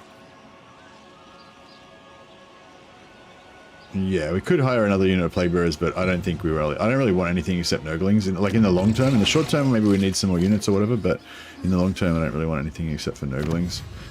And yeah, we'll just take fecundity. The rot horde. And we're not going to repair the buildings. We're not going to worry about those wars, unless we really need to.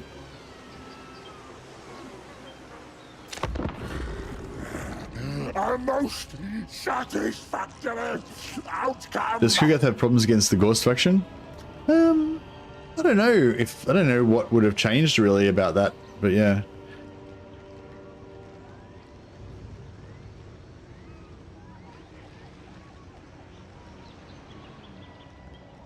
I guess Gorst is still your starting enemy, so you still want to deal with him early.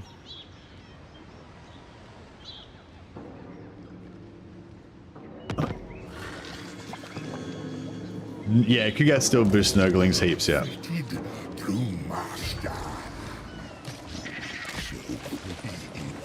Going there.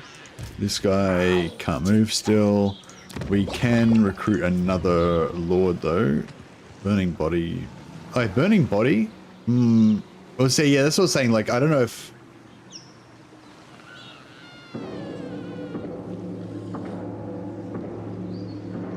Fire is separate from. Yeah, you can have magic, fire, and poison, can't you? I wonder if, yeah, like I was saying, I wonder if getting multiple contact effects gives you more or not. I might write down on my list of questions.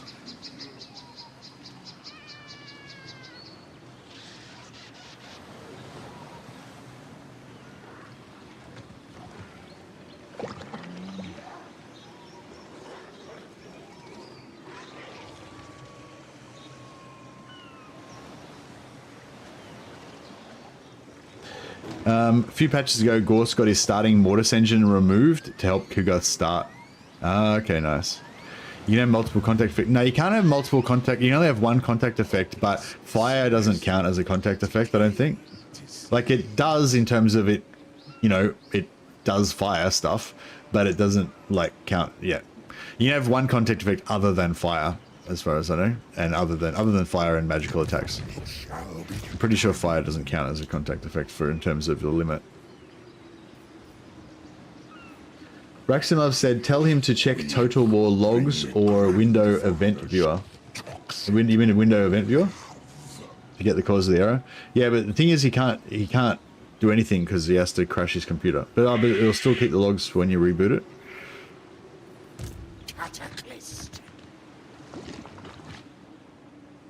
Give me toad dragons, yeah. We got it, we built our building, didn't we?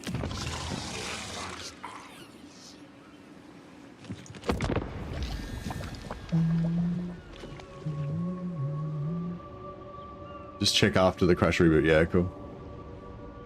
That was for you, Frick James. Windows Event Viewer or Total War logs.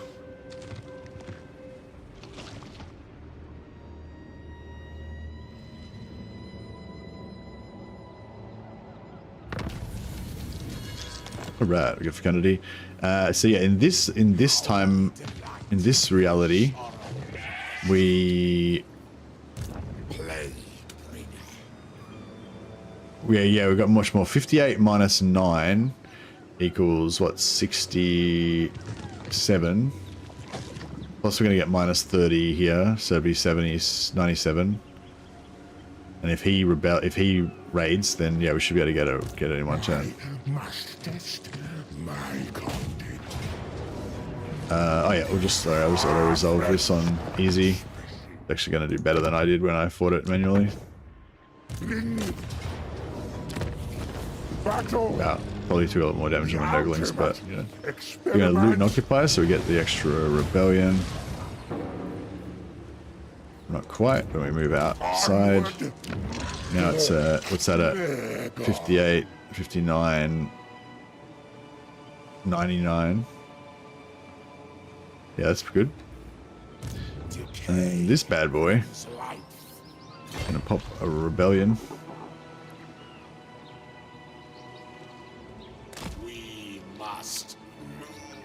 That's looking pretty good. It's looking pretty rebellious to me.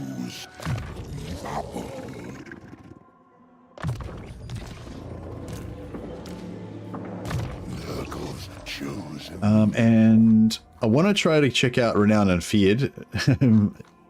So we can see if we get the global. Apparently this recruitment rank +1 for Nurgle units. It's not for this, it's not for Lord's Army, it's just global. So yeah, if that's still correct, then it'd be kind of cool to be able to recruit all of our stuff at like rank 9. If we can get a few lords up there. Looting settlements. Yeah, looting settlements is good value.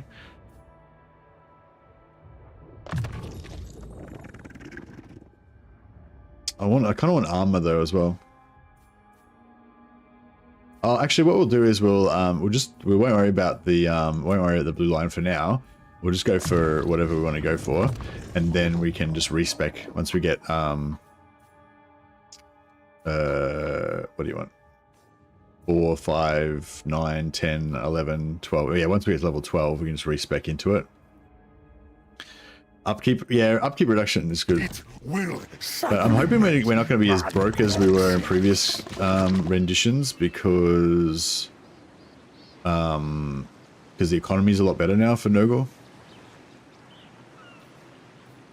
I might just repair that one myself. Oh no, not yet, not yet. We want to get this rebellion first. Okay, and then yeah, so fecundity is cool, but and I kind of want to get into all these other things. Summon Plague Bearers for Kugath, that's pretty cool. Chain direct damage. Who gets that? Faction leader. Oh, army ability, yeah. No, that's right. I'm pretty much just keeping on using the healing constantly. I don't really need the higher level army abilities, I don't think. Yeah, wins cost for Lore of Nurgle is pretty good.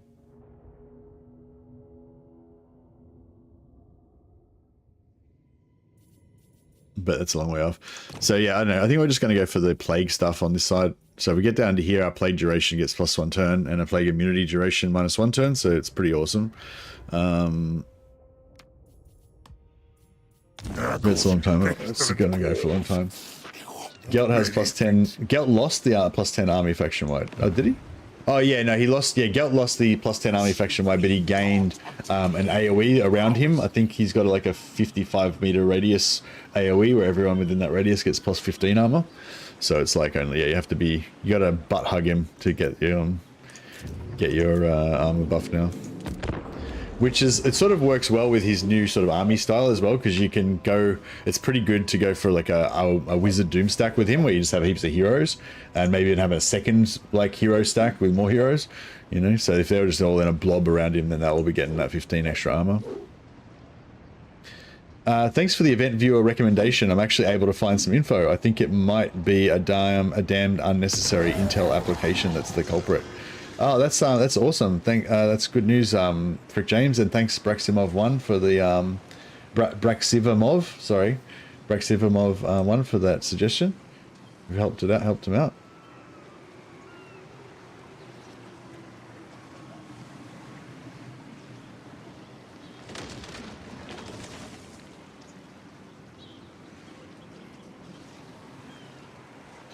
Right, just trying to find all my stuff here.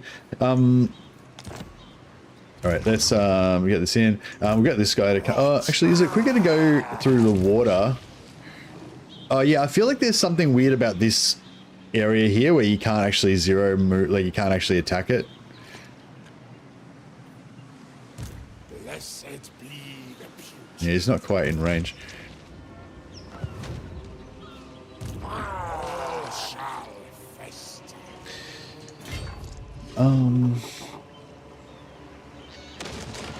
Like, I feel like you should be able to attack here with, like, 0 movement and get it on turn 4. I might just save this turn as well so we can continue save scumming for glory. My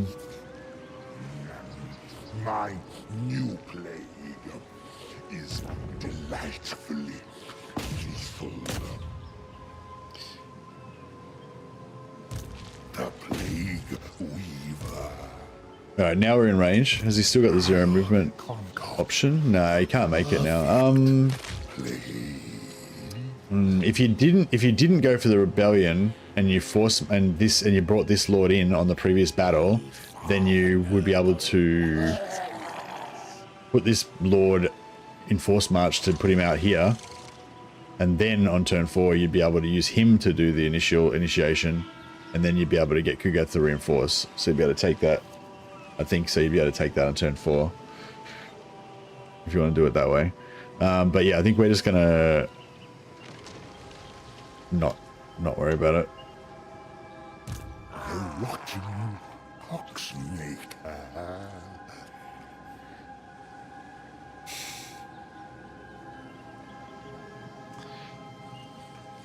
Total decay. The ultimate experiment. You cannot make the coast to Shadow Bay from the sea there. It will go to a stupid place. Okay, yeah. Yeah, no, I know what you mean, Nickel. Yeah, I've had that experience before. So normally when you go on to a place like this, you'll lose all your movement when you come ashore, but you'll be within the 0 movement circle. So yeah, so Nicket Claw's saying that yeah, basically if you try to do it, you won't be able to do it. So yeah, so Nicket Claw's saying, so what we should have done is go take Shattered Stone Bay on turn 1, turn 2 move to here, turn 3 take Shattered Stone Bay, then turn 4 you can do the 0 movement attack this way and attack Dread Rock on turn 4. And then and then you'd be able to get the rebellion without having to fuck around with this bullshit. Sorry. Alright, this is the real one this time. Oh, but the thing is, but that way you're, so then you're saving a turn to get to, you're saving a turn, like you're capturing the 4 settlements faster on turn 4, but now you're a turn further away from your next target. So you don't actually save any time.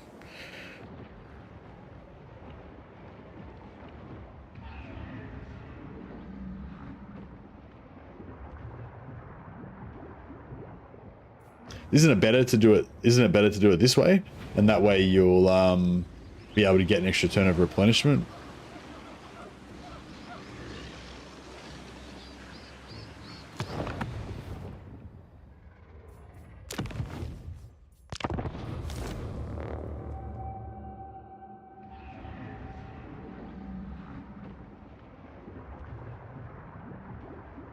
It's just that, yeah, if we do it your way, then we have to go back across the sea. Oh, but back across the sea is 0 movement because you own it. Yeah, I guess so. And you still get the replenishment and everything. So what's the advantage? So there's no difference. It's the same either way. Oh, except for you get the rebellion without having to screw around.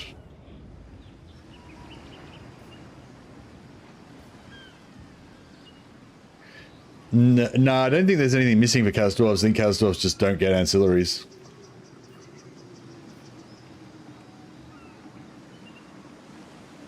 Oh, yeah. Oh, there might be actually. Yeah, there might be stuff missing for Chaos Dwarves. Sorry, yeah.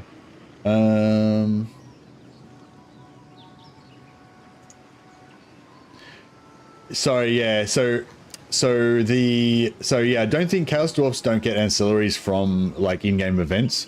Chaos Dwarfs just get ancillaries from the tower, I believe. So it's like, yeah, so it's like, so yeah, they are, so yeah, so this, sorry, this is, it's not every single ancillary in the game. It's based on the tables of how you get ancillaries to drop. Yeah, so the Chaos Dwarf ones are not on there. So yeah, so all Chaos Dwarf ones, they come from the tower seats. Yeah.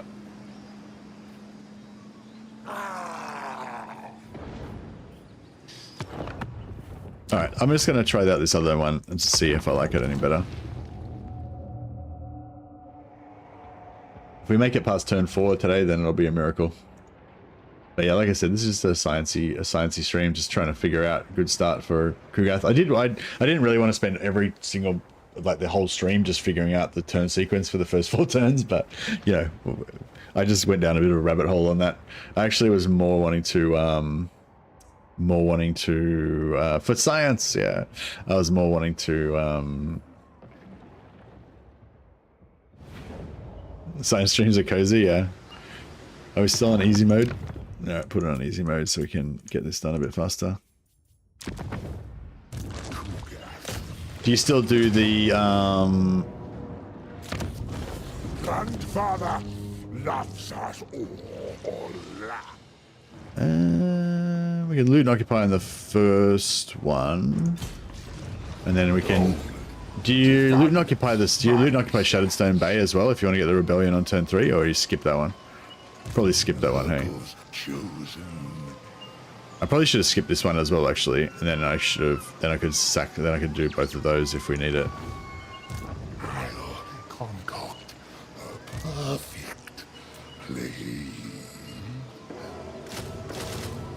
Specimens for the battle study. And we don't actually need.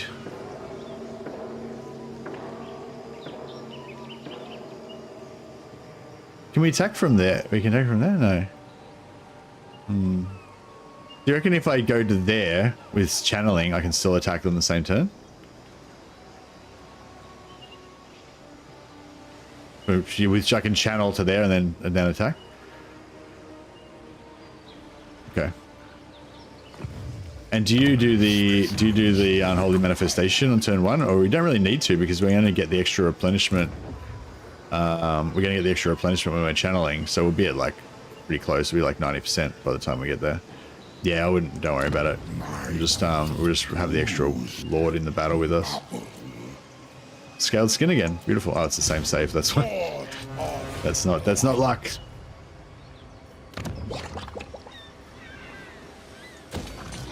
Alright, I think we're on track now. Although Mrs. Mercy's come home. So I think that might be the end of our playtime just about. Yeah, I'll get some experience on this Will guy. supplement my boxes.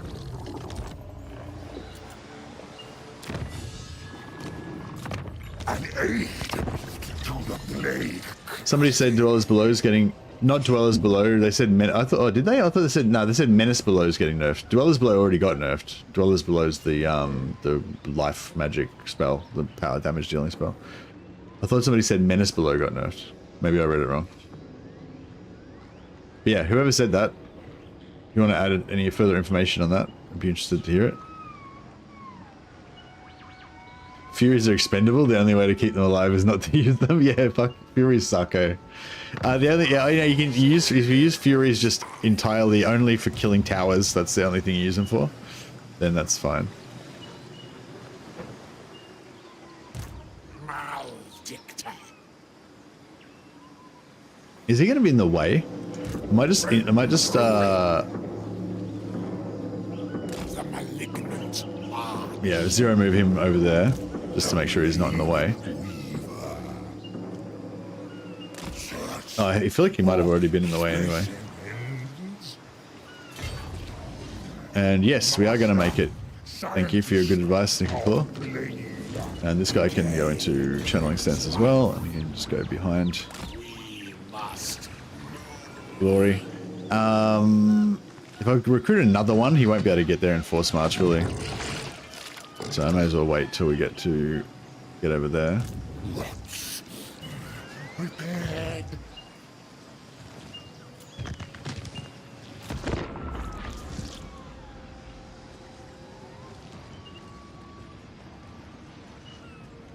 I think it's alright, Braxton. I think he just wanted to get the. I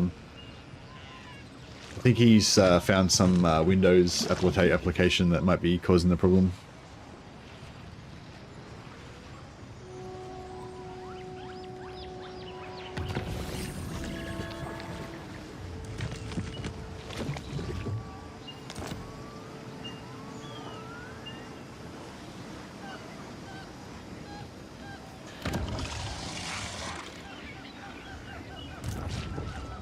Make them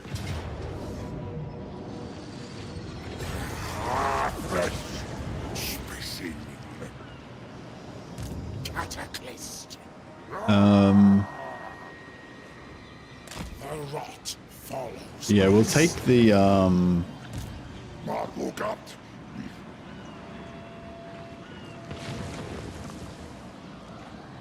Plagues will take.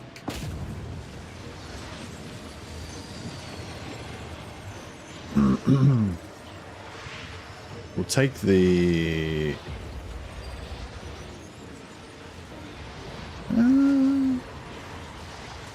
It looks like a pretty tough battle, actually. Oh, I suppose we got two. No, we only got one. Yeah, we've got two spellcasters now, and we've got a shitload of magic though. So I guess that wouldn't be too bad. All right. Well, I've still got an easy battle difficulty, so yeah, that's right. We'll simulate the fact that I played an epic generalship, and I was able to fight this battle magnificently with minimal casualties. It's exactly how it would have gone down in a real game.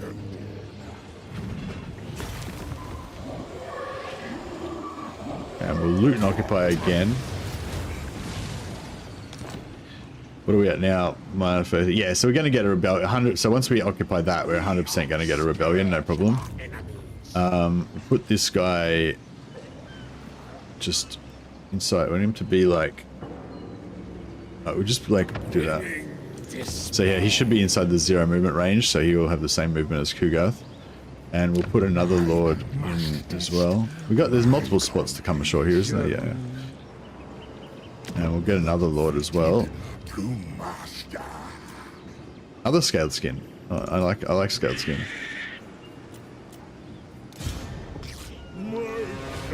How a god handles battles, exactly.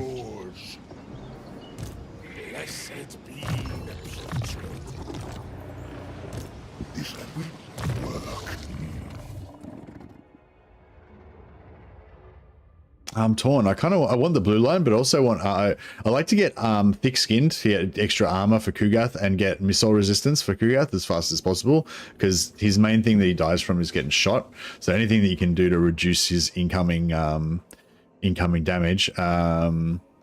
Actually, maybe even go health first and then go the armor. But either way, yeah, I'd go like armor, health, missile resistance, fetid stench, more health.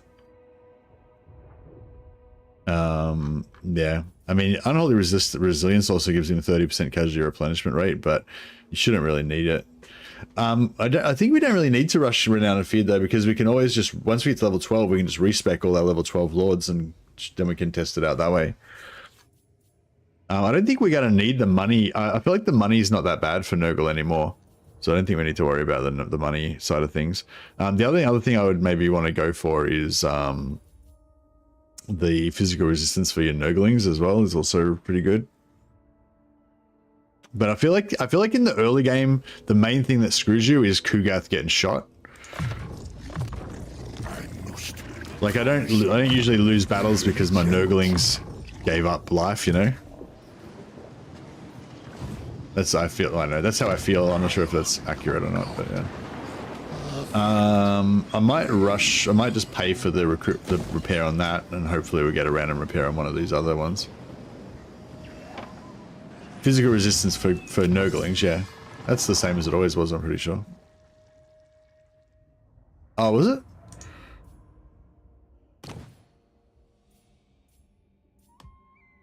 Nurgle's pestilent cause would benefit.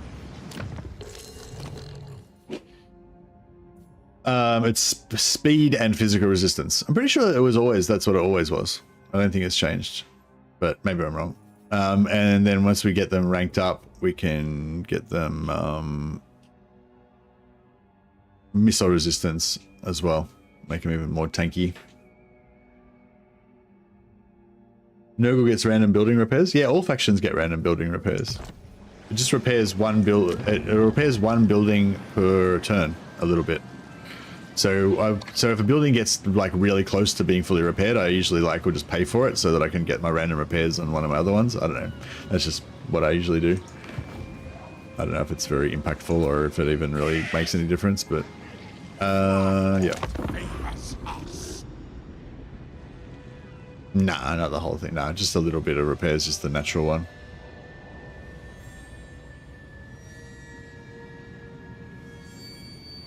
That skill doesn't have Nurglings anymore. What? I was looking at the Nurglings. What you talking about, Willis? I'll recheck it again in a second. So the two skills we were looking at was nauseating mutations. Oh yeah, which doesn't have Nurglings on it. Fuck, okay.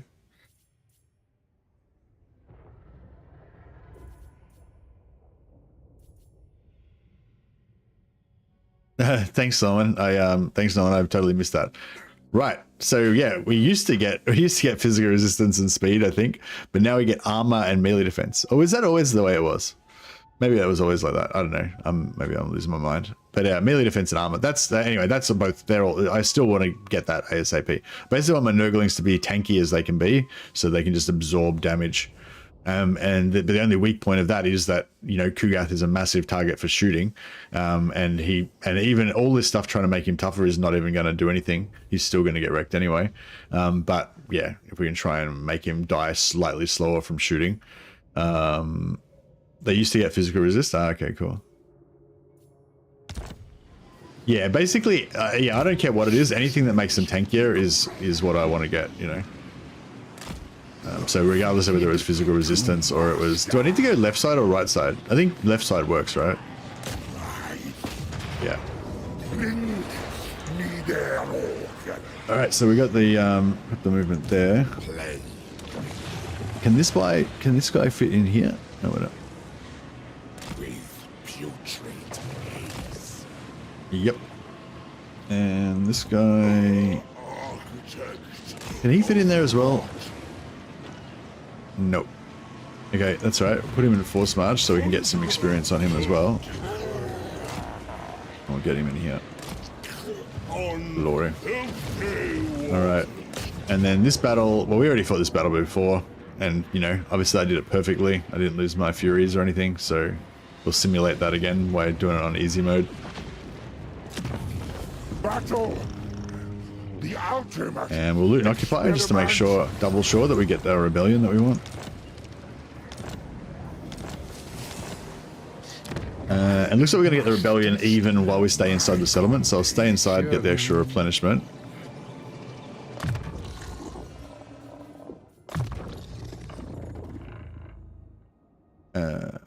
Actually, I'll let him get that after the battle. We'll let him get extra replenishment first. You got more missile resistance. Hey, Wilspel, how you going, buddy? Fascinating.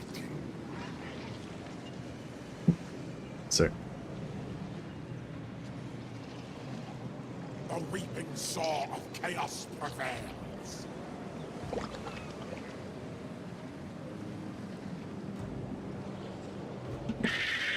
all right, my darling bride has requested my presence at dinner. So I'll have to wrap it up there. But yeah, just wanted to I don't know. I'm kind of feeling the Kugath. Should we do? I wasn't sure what I should play today. Maybe some dwarfs. Maybe go to Empire. You know. But I'm sort of feeling the Kugath. I mean, since we've spent all this time working out that perfect Kugath start. Yeah, I don't know how you guys feel about it, but I'm thinking maybe we'll do a Kugath, like a full Kugath stream. Tonight, so we'll start from turn 1 again and play it all legit on the proper legendary Iron Man mode and stuff. Yeah. So you try to increase Empire Captain in minor settlements. Minor settlements usually go for money and hero cap once they're going through. What? No. Yeah, I think yeah, I'm interested to see a bit more of how the Kugath like plays out.